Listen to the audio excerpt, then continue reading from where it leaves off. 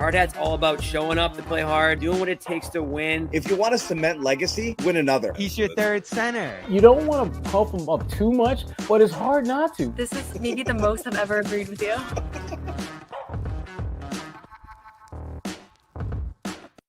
Hey, Bobby Manning here. Welcome to a preview edition of the Garden Report here. We're doing a little check-in ahead of Game 3. Celtics up 2-0 in the series as it turns to Orlando. And we're coming to you from Orlando with Jason Beede from the Orlando Sentinel. Covered the series up in Boston and continue covering it back here in Florida. And got some big news yesterday, Jason.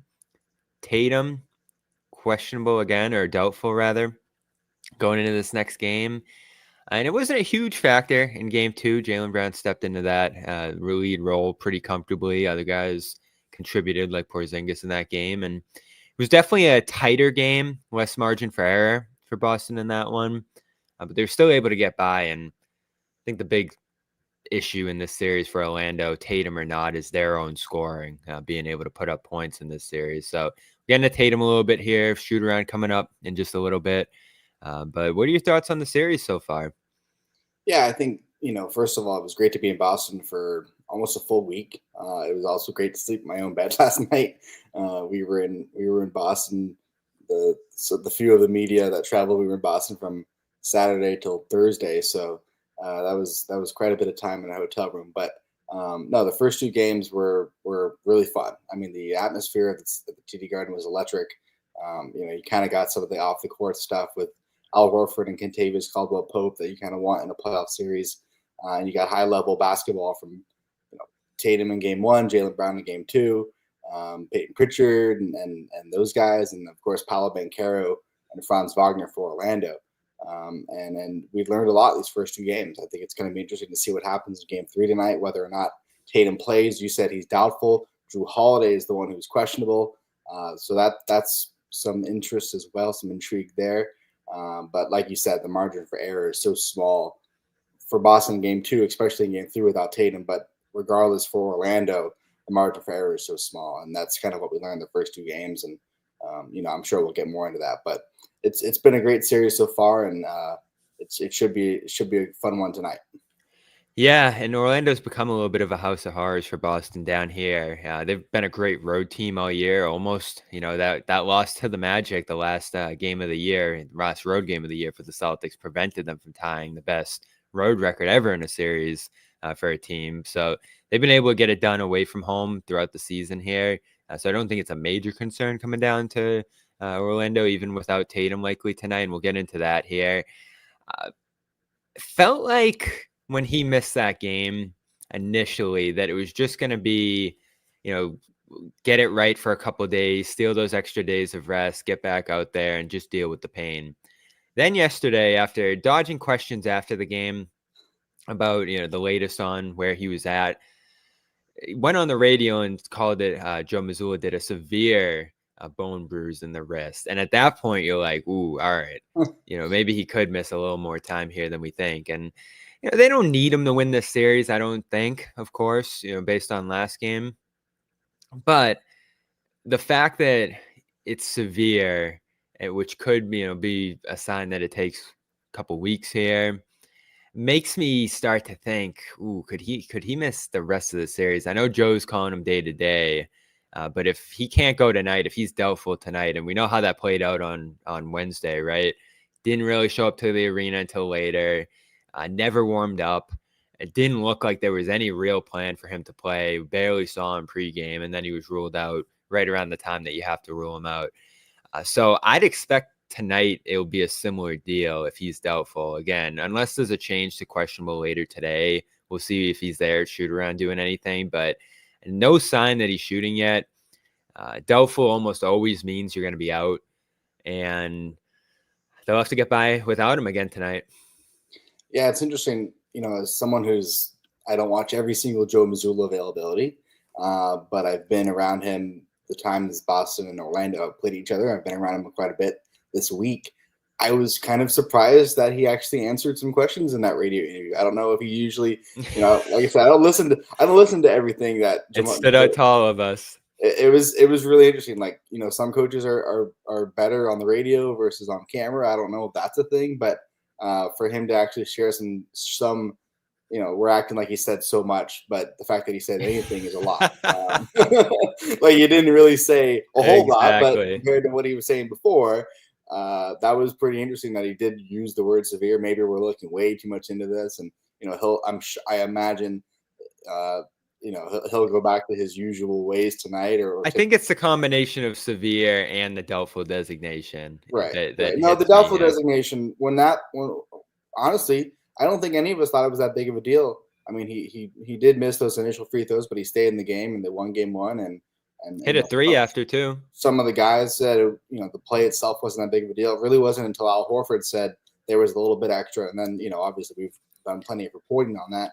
And then he shows up as doubtful. And that was for, I think, all of us, like, okay, something is a little bit more serious here. And then he misses the actual game 2. And now he's doubtful again for game 3. So you're right, though. I think Boston, obviously it opens a bit more of a window for Orlando than before. I thought they missed a really good chance to win game 2 because of that unknown whether or not he'd play tonight. But clearly they are more than capable of winning this game. I mean, think about this: their second guy is a Finals MVP in Jaylen Brown. So it's not like when Orlando is without Paolo Banchero or without Franz Wagner, where they're really in trouble without one of those two guys. So it'll be interesting to see if he plays tonight. I was surprised. I mean, you talk about the playoffs and guys pushing through pain. Everybody's dealing with something at this time of the year. So the fact that he missed his first ever playoff game in his career for this injury, I think speaks a lot to the injury itself. I think it also speaks to the fact that, Boston has a lot longer left in its season. Realistically, I'm not saying Orlando, who knows what's going to happen the rest of the series, but just logically thinking, as the defending champions, they have a lot left more in their season than Orlando does, and they understand what's in front of them. And if they can win a series without Tatum and give them a few days off, getting ready for round 2, looking forward to the conference finals, and et cetera, whatever comes their way, certainly I'm not going to say they're going to rest him, but they're certainly going to take their time with this if they feel that they can, handle Orlando on the road. Yeah, they're being cautious. There's no doubt about it here. If this was a more crucial moment, maybe he tries to fight through. But it does come down to whether you can shoot the ball, whether you can actually be comfortable out there. And I'm sure that's a factor with this too. The Holiday thing's weird. I didn't see anything there. He played the full fourth quarter, and there wasn't any visible discomfort from him out there. I'd have to probably go back and look at some of the plays, but he appears on there with a hamstring. So again, we'll see what those guys are looking like later this morning. I want to give a quick shout out to our sponsors here. Game Time. If you're here in Orlando, Game Time's got your seats, and throughout the playoffs, back in Boston, wherever the road takes them next.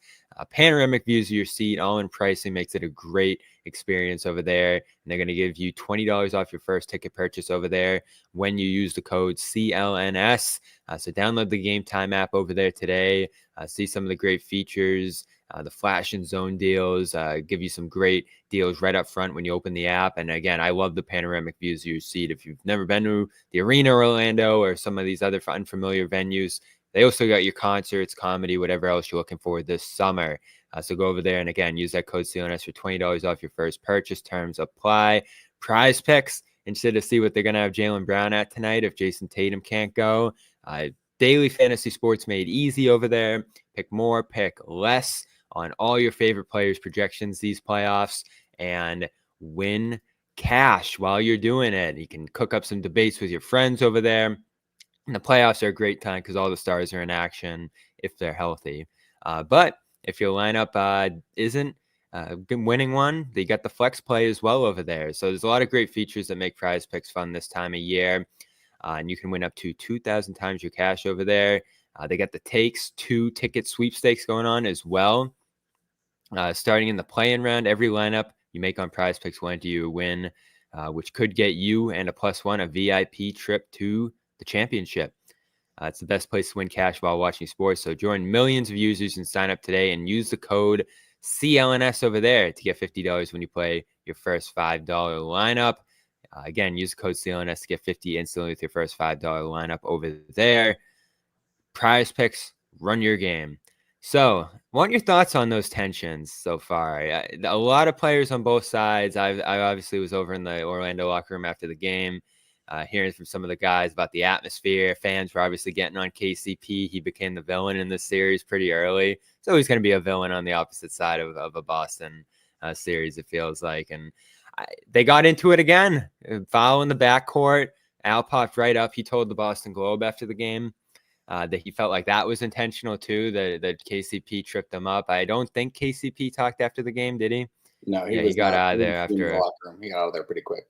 Yeah, he had a rough game too, and he'll be a big factor going back to Orlando after a rough start to the series for him offensively. But what have you made of all these tensions? Are we going to see them continue here? Obviously, there's been one in each game so far. Yeah, I would imagine Orlando fans let Al Horford hear it tonight. No one in Boston has really retaliated physically. I mean, yes, there's been a couple back and forths, but not in that same way in their eyes, intentionally tripping someone or anything like that nature. But I'm sure Orlando fans will let Al Horford hear it tonight. Look, Kentavious Caldwell-Pope is a two-time champion. He understands what comes in series like these, and he also understands he needs to play a lot better in the playoffs. The thing with KCP is the fact that he's not really a high-volume shooter, never really has been in his career, and that's kind of what Orlando needs. He told me the other day at practice that he needs to, be more aggressive on offense. He did get up 6 shots, compared to 5 the first game, which I guess is a little bit of an uptick from 3, at least. And they just need to be more aggressive. I think, obviously Boston's defense has done a good job, but a lot of his threes are actually considered open to wide open, according to league tracking data. So, clearly they're not too worried with him. They could put a lot of their attention on Paolo Banchero, and, they're not even necessarily worried. They're not necessarily doubling him a whole lot, like some teams do. They're really, handling it kind of straightforward and switching and whatnot. And Orlando's had a lot of issues with zone defenses this entire season and last year, quite frankly. And when your guys like Kentavious Caldwell-Pope, like Gary Harris, like Caleb Houston, the list goes on, whoever's not hitting their threes, which is a lot of these guys, it really just allows the teams and the Boston Celtics to, clog the paint and then clog up those passing lanes. And then it really just, it becomes an issue for Orlando because their offense becomes so stagnant, and then they're taking shots and even sometimes getting into their offense with, 8 seconds left on the shot clock. So, the feud itself, it's what the playoffs are all about. It's interesting to hear the back and forth. We spoke with Cole Anthony at shoot around the other day, and he said it doesn't really matter to him, and he viewed it as the fact that almost a positive that they're getting under Boston's skin. That was a great quote. Yeah, that was a great quote. I think it's interesting. I think that's kind of what. And on the flip side, Al Horford is clearly doing this, to get under KCP's skin, and it's working because he's not, whether he's mentally or whatever it is challenging him. He's not shooting that well this series so far. Got the crowd into it too, and they were getting on him early. And KCP, yeah, I mean, I think the crowd, from the boos, from almost every moment he touched the ball. When he picked up his first foul, you would have thought he was LeBron James playing there. Yeah, no, it was highly entertaining to see that, and I think this is an opportunity tonight for KCP to kind of make his impact on a series. Which, I think you were there when we spoke with Wendell Carter Jr. He believes that Kenny's going to be able to bounce back in a game like this because if he doesn't, Orlando's really in trouble. As we've seen the first 2 games, they just need a couple of guys besides Franz Wagner to score, and it's really challenging sometimes for this team to get a third guy. And look, there's a lot of important context. Jalen Suggs has been done. Mo Wagner's been done. Those are 2 guys. Orlando in the regular season only had 4 guys over 10 points or more, and 2 of them were done for the year halfway through. So they're obviously lacking a couple of key guys. But at the same time, even with those injuries, even with those guys on the court, their 3-point shooting has been a struggle for this team, and it's on full display right now these first 2 games. Yeah, it's unbelievable because Paolo's done his thing against the one-on-one defense. He's draining tough shots. He's not getting to the free throw line a ton, or I guess he is. The rest of the team, he missed them in that game, which was the killer for him. in a close game, missing a bunch of free throws. But I think that's been the real difficult thing for Orlando in this series, is that the Celtics aren't fouling. They obviously fouled as as low a number per game as any team in NBA history, really, right up there alongside the Heat this year. So that was going to be a challenge for Orlando coming into the series too, is that the free throws haven't been available. And the Celtics, in turn, were on a parade to the free throw line last game. So that's another area where there's just a massive difference between these teams so far. The shooting hasn't been a ginormous difference. I feel like the Magic have actually hit a decent amount of threes through this one so far. And again, the margin for error hasn't been massive for Boston. So if some role guys emerge on that Orlando side alongside what Paolo's doing, I thought Franz got going a little bit. Obviously, the three's not there for him at all, like it hasn't been the last couple of years here. But KCP, 21% from the field. Anthony Black's really struggled offensively in his minutes, 41%. Carter's been solid. I like what he's given them so far. And, Joseph, 42%. Cole Anthony, 25%. Caleb Houston's 1 of 7. So even one of those guys getting going could make this a completely different game if Tatum's not out there and potentially Drew's not out there. Yeah, I think Cole Anthony is the guy that a lot of people have been wondering about. I mean, he only played 5 minutes in game 2, 10 minutes in game 1, and it's just really hard for him to stay out on the court. He really lifted Orlando in that playing game against Atlanta. And after the game, he kind of joked about the fact that his dad told him that he wouldn't necessarily be in the rotation in that game. And as it turns out, he's not really been in the rotation in this series because he just can't stay on the floor. That's something we're going to ask Jamal Mosley about this morning. Caleb Houston being the first off the bench, I'm not sure if that's working anymore, really. Could you go back to De Silva, maybe? I think you have to go. You have to switch something out, right?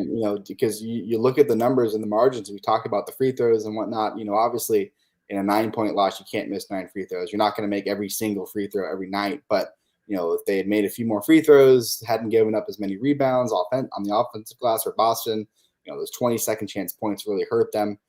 Maybe it's a different game, but I just think offensively they need to switch something up, whether who comes on the court first, whether it's maybe Tristan De Silva. We saw Goga Batase get a little bit of a run. I'm not saying offensively, but that was just a sign of potentially what could come. As Jamal Mosley kind of looks for answers elsewhere. 9 minutes, and he picked up a flagrant pretty quickly. Well, that was very inadvertent, it seemed. Yeah. That was a whole other thing from game 2. That was intriguing. That was the full Kristaps Porzingis. What segment. a moment! That was a really iconic moment. I think and it's a much long playoff run for Boston. I think this series, maybe a moment like that and whatnot, I think really kind of benefits Boston in the long term. Obviously they've been there before; they know how to win, but.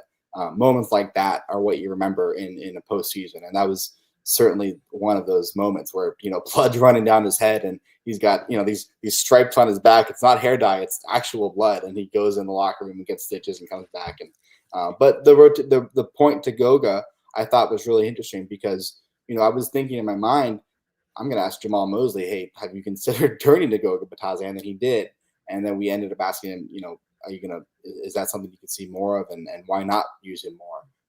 So maybe we see more of Batase in game 3. Maybe we see Tristan De Silva or another one of those guys, because right now, Cole Anthony is really not playable in the eyes of Jamal Mosley. Otherwise, he would have seen more than 5 minutes. He picked up 2 quick fouls. He's obviously on the smaller end of guards, and that's what makes him difficult, on defense. He really plays with a lot of effort, and he defends well. He's just small, unfortunately. But when he is creating his own offense, that's a big boost for Orlando. So, Orlando doesn't have a lot of guys, especially without Jalen, especially without Mo, that can create. And Cole Anthony is one of those guys that can.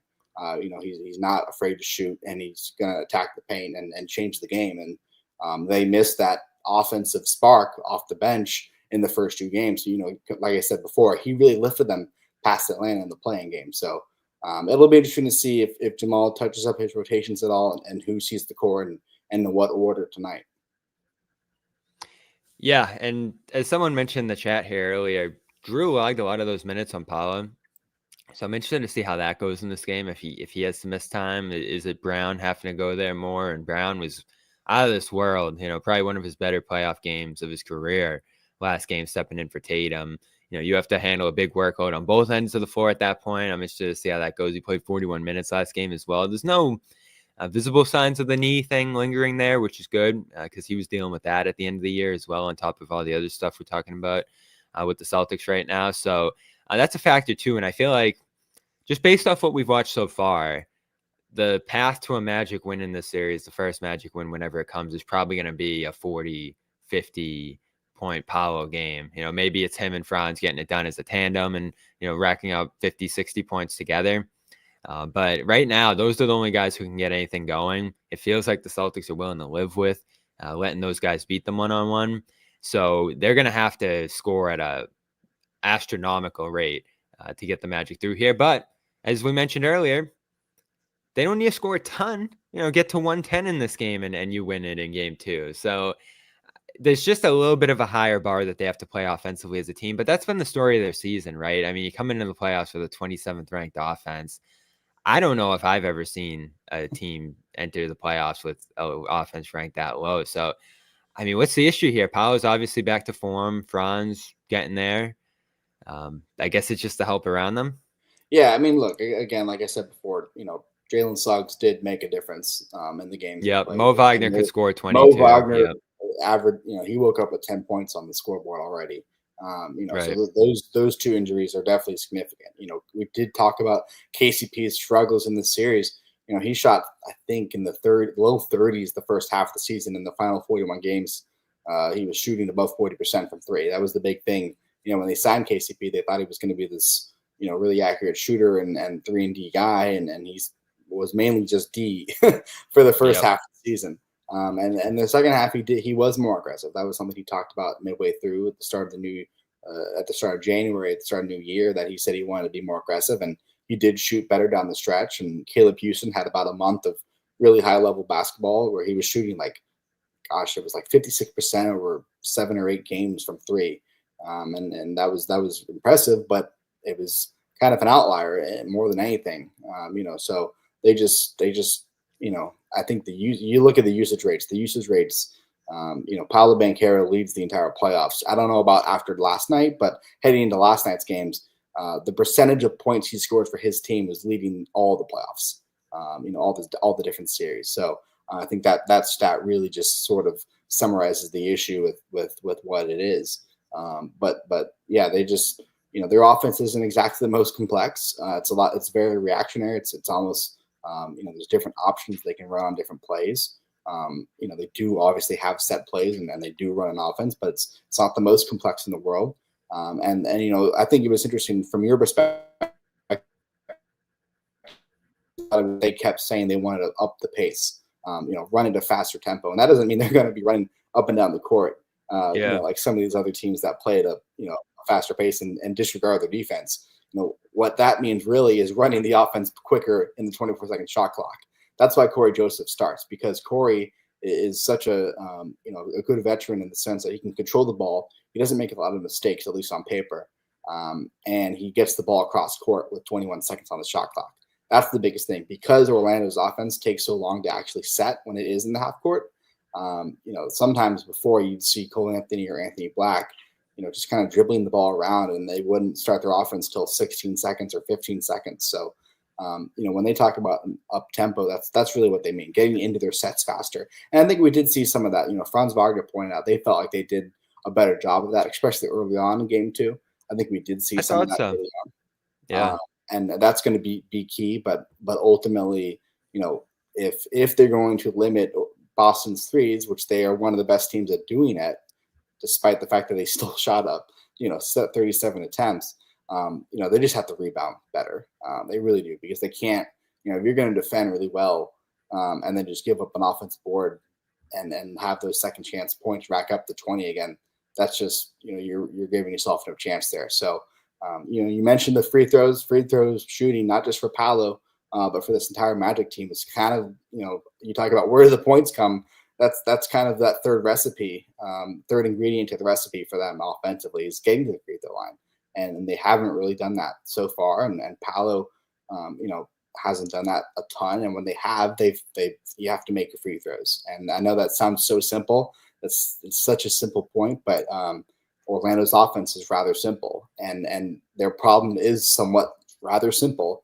They don't have enough offense, as simple as that sounds, and it's really going to come down to tonight whether or not the Magic can make their shots or not. And I know that sounds so basic, but that's kind of what it comes down to, because we know Paolo Banchero is going to go for X, Y, Z. We know Franz Wagner is going to probably have another great game. It's who's going to step up around them offensively and who can stay on the floor enough and shoot well enough to have an impact on this game. Because right now, you mentioned Wendell Carter and whatnot, but we haven't really seen that other third or fourth guy. And I think you talk about pathway to victories. Boston has multiple. Orlando has about one or two. It's really challenging right now on offense for them.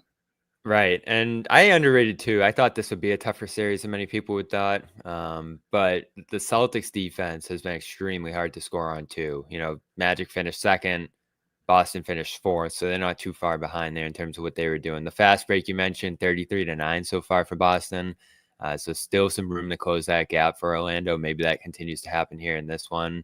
But I do think they did a better job not turning the ball over as well in that game. The Celtics, like you said, getting the ball over half court, they saw that.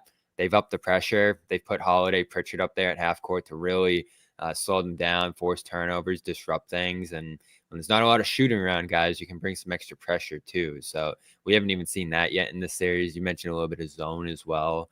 They've done a lot of stuff defensively to disrupt the Magic beyond what Orlando's struggles have already been offensively in this series. So unless that changes, could be looking at a sweep here. But potential opportunities for the Celtics, or for the Magic rather, with Jayson Tatum still doubtful going into this game tonight. We'll have updates at shoot around shortly, as well as the stand up with the latest on Tatum. Holiday questionable as well. We'll see if he's out there at the shoot around as well this morning. And then for the Magic, still health out there aside from Suggs and Wagner, and those injuries, as you mentioned, Jason, have been a massive part of the series. They're probably not the 7 seed if those guys are healthy to the length of this year, but they've still battled. They've still made these games interesting enough, and I'm excited to keep watching it down here. We'll have coverage tonight, 7 o'clock from the Kia Center. I want to give a shout out to one more sponsor here before we get out of here, and it is LinkedIn Jobs. If you have a job posting right now, it's the time to do it. And you can post your job for free over at LinkedIn Jobs right now. You can write job descriptions, quickly get your job in front of the right people with deep candidate insights, and post your job for free or pay to promote. And promoted jobs get 3 times more qualified candidates. Your business is on your mind 24/7. So when you're hiring, you need a partner that grinds as hard as you do. The hiring partner is LinkedIn Jobs. When you clock out, LinkedIn clocks in. Make it easy to post your job for free, share it with your network, and get qualified candidates that you can manage all in one place. And when you post your job at linkedin.com/garden, GARDEN, that's linkedin.com/garden, you'll be able to post your job for free. Terms and conditions apply. Thanks to Jason for being here. Great to talk with you here and meet you over in Boston. I'll see you tonight over at the Kia Center, and looking forward to seeing more of your coverage throughout this series. Absolutely. All right, everybody. We will see you tonight. Post game, as always, starts right after the game. And again, we'll have some coverage over at shoot around in just a little bit here. Have a good day, and we'll talk to you then. No one's sneaking a vegan brownie by me, I'll tell you that. Okay, you know what, John? We're going to do it. You have to feel that way too, Bobby. I have to feel that way. Let's Yeah. slide Al over and make Luke your first center. Bobby, we gave you Luke an hour early. We're not going to end this on a damn conversation about Luke